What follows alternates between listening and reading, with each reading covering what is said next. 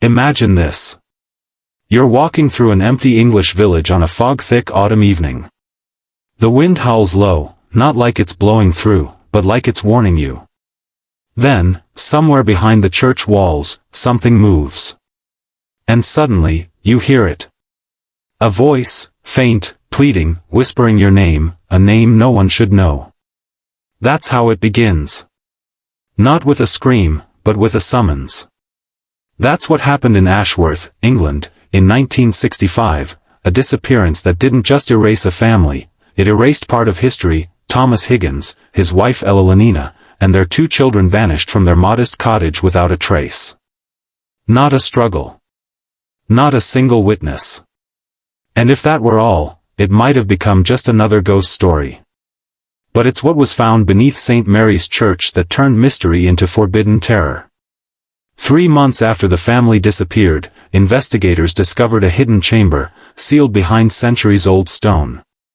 Inside, the family's belongings, personal journals, and ritual objects described in church records that hadn't been accessed since 1582.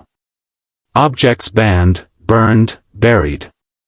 Objects linked to a knowledge older than the church itself, but here's the truth they never printed in any newspaper. The last journal entry from Ella Higgins was dated 2 weeks after the entire family had been declared missing. Let that sink in. Someone, or something, had kept them alive somewhere long enough to write. The church refused comment. The cottage was abandoned. And in 1985, a sealed vault of diocesan records revealed that this wasn't the first disappearance in Ashworth, only the most recent. And like every time before, the church quietly absorbed the evidence, silenced the whispers, and closed the door. But we're going to open it again. This story isn't about ghosts. It's about control, about how institutions hide truths not to protect the innocent, but to protect power. It's about how ancient knowledge was twisted, buried, and selectively passed down through bloodlines in that quiet village. And if you're still here, still watching, then you're one of us now. Because this story doesn't end with what was hidden under that church. It ends with you knowing something you were never meant to know. They built the church on top of something, not metaphorically, but literally. St. Mary's, with its towering spire and righteous hymns, rests on the ruins of a forgotten chapel, which itself was built upon a site the old families of Ashworth never spoke of above a whisper.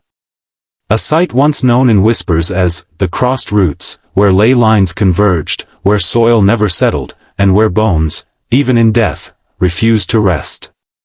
When Reverend Harold Whitmore arrived in Ashworth in 1942, he was a reformer, fresh from seminary, eager to revitalize a sleepy parish. But Ashworth changed him.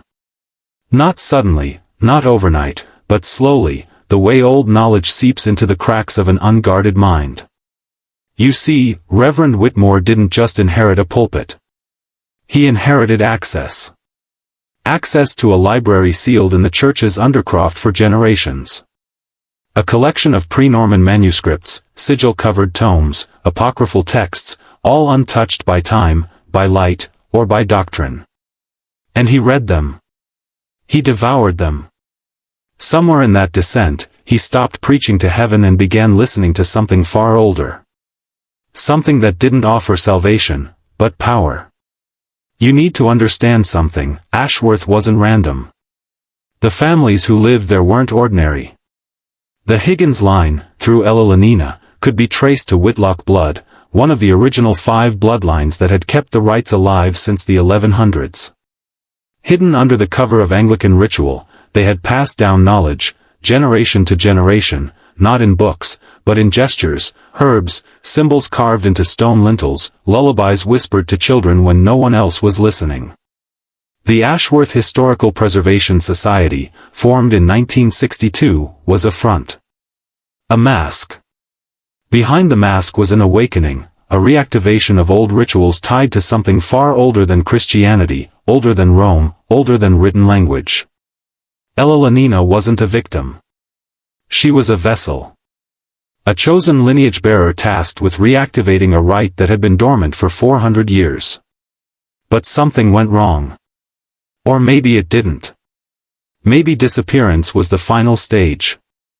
And when the journal entries stopped, the fog around St. Mary's thickened, as if the land itself had exhaled.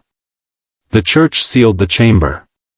But not before someone read those final words. Not before they realized the ritual had been completed.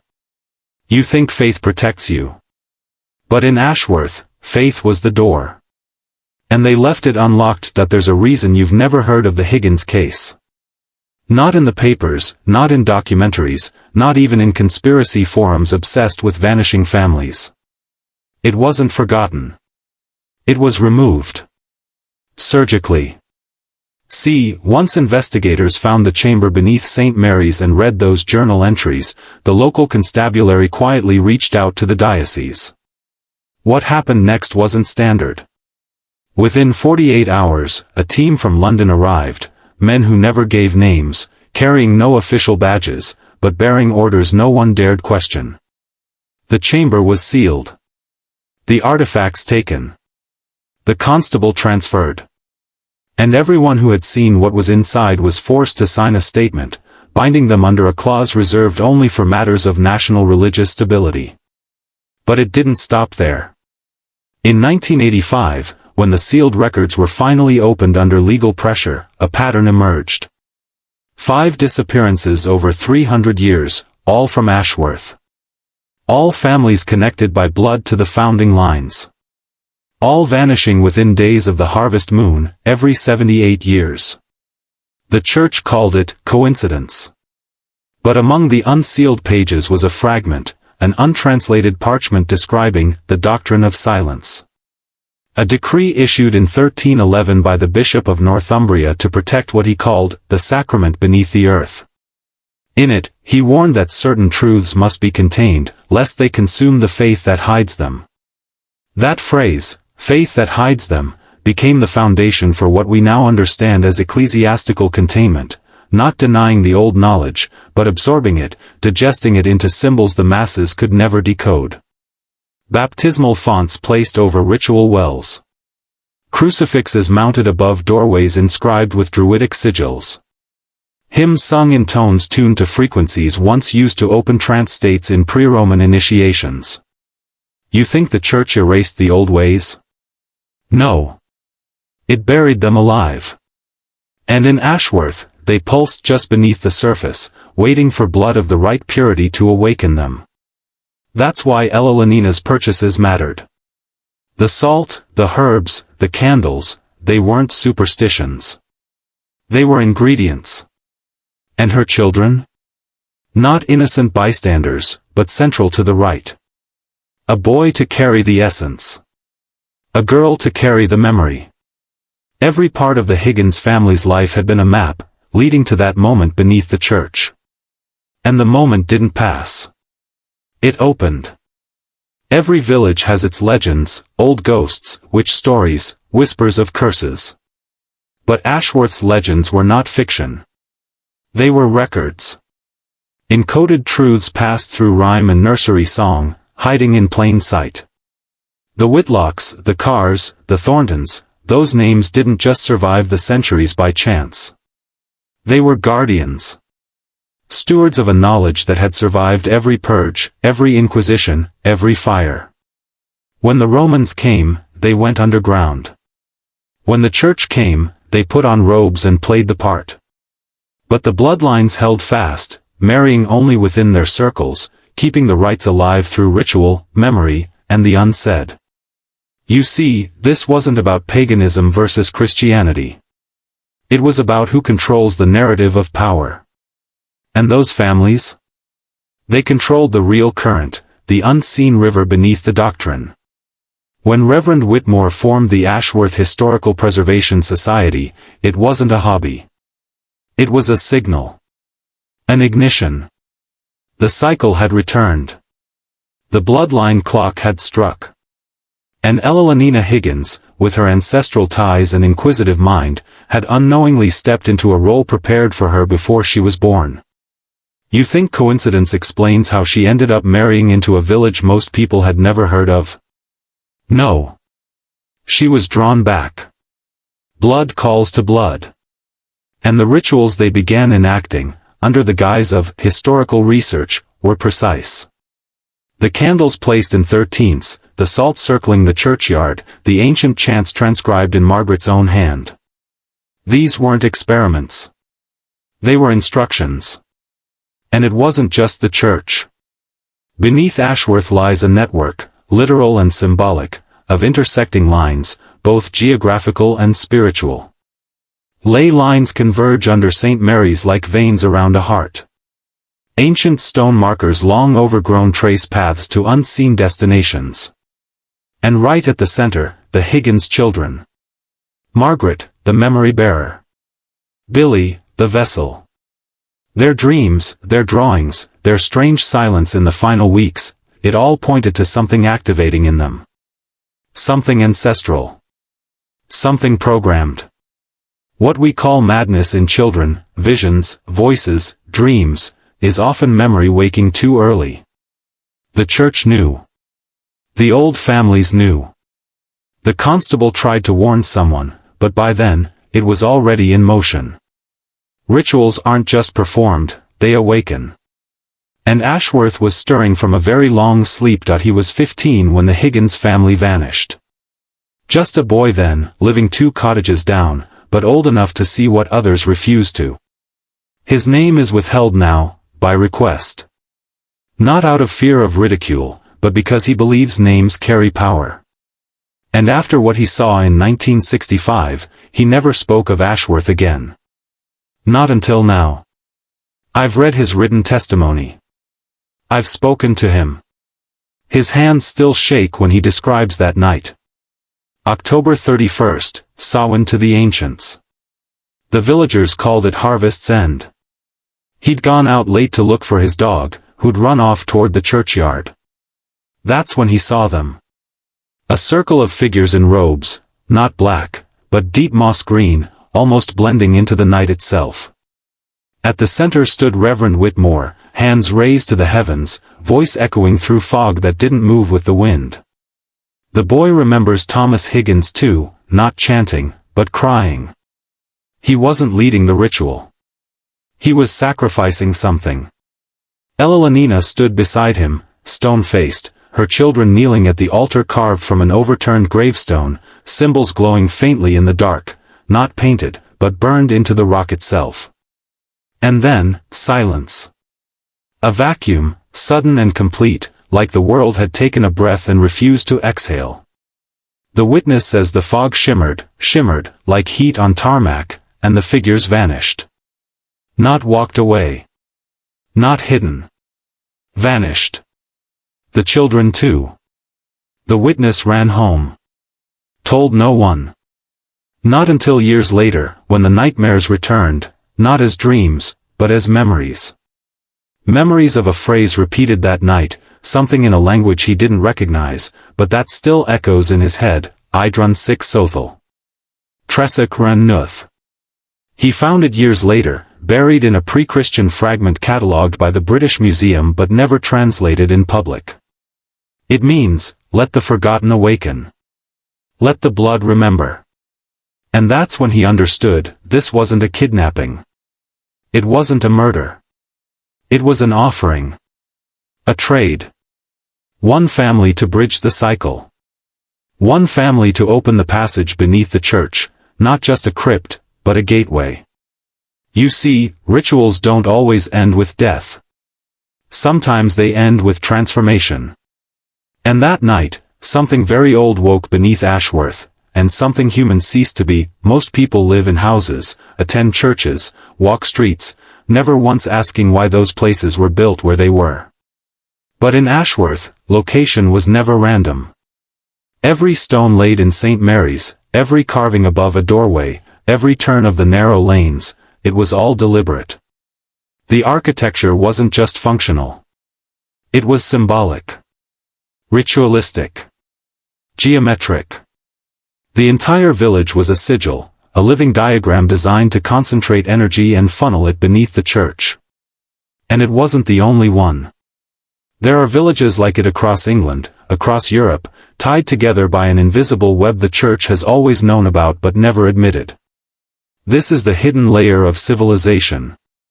The sacred geometry encoded into old cathedrals, into graveyards that align with solstices, into towers that mark ley line intersections. The places where the veil is thinnest, where reality bends, just slightly, under the weight of what came before us. Ashworth wasn't a normal village. It was a containment field, a ritual landscape crafted to guard or harness whatever was buried beneath St. Mary's. The Higgins family? They were not random victims. They were the final piece. A bloodline lock turned by circumstance, or design. And when the ritual completed, the energy shifted. Several locals reported waking in the middle of the night on November 1st with bleeding noses, vivid hallucinations, or memories they couldn't explain. One woman claimed she remembered a life that wasn't hers, a medieval herbalist burned for keeping the old ways. A young boy began speaking a language no one taught him, drawing glyphs matching those found in the hidden chamber. And then, the fog returned. Thicker. Heavier. Refusing to lift for nearly 2 weeks. The villagers stopped talking about it. People left. Properties were bought up quietly by unknown companies. The church closed for repairs. And just like that, the incident ended. Publicly, at least. But beneath the surface, in files marked archived, it remains. And here's the part they hope you never understand: this isn't unique to Ashworth. These pockets exist all over the world. Designed by the same unseen hand. Maintained by institutions that pretend to be at odds, church, state, academia, but in truth, they are limbs of the same body. A body that feeds not on belief, but on obedience. The Higgins family didn't vanish. They were used. Because once you learn how this architecture works, you realize the terrible truth: you've been living inside the ritual all along. You felt it, haven't you? That sense that something beneath this world is watching. That your routines, your beliefs, your very thoughts, aren't entirely your own.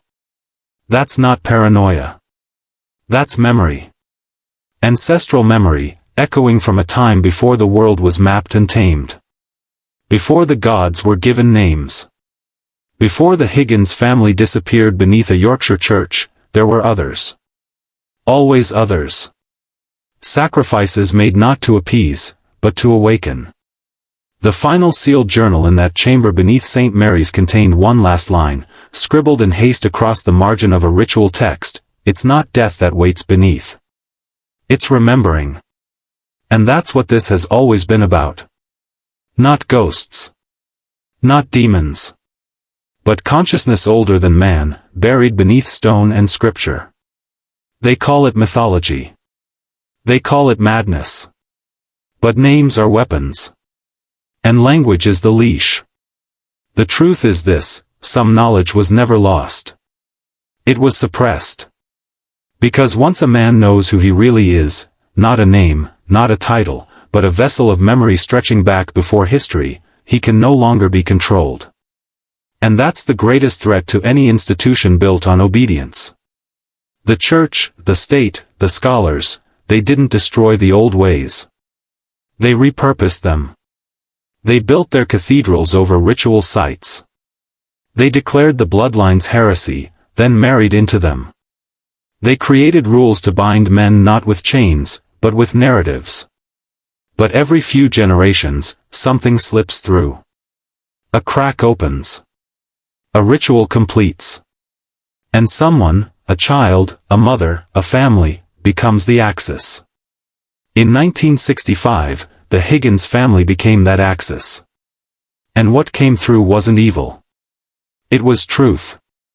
Raw, untamed, and ancient. A truth too dangerous to speak. But now, you've heard it. You've felt it. And the most important part? You can't unknow it. The door that opened in Ashworth hasn't closed. It's under your feet. In your city. In your blood. They'll call this story a myth, a hoax, a distraction. But if it was meaningless, it wouldn't be hidden. It's hidden because it's real.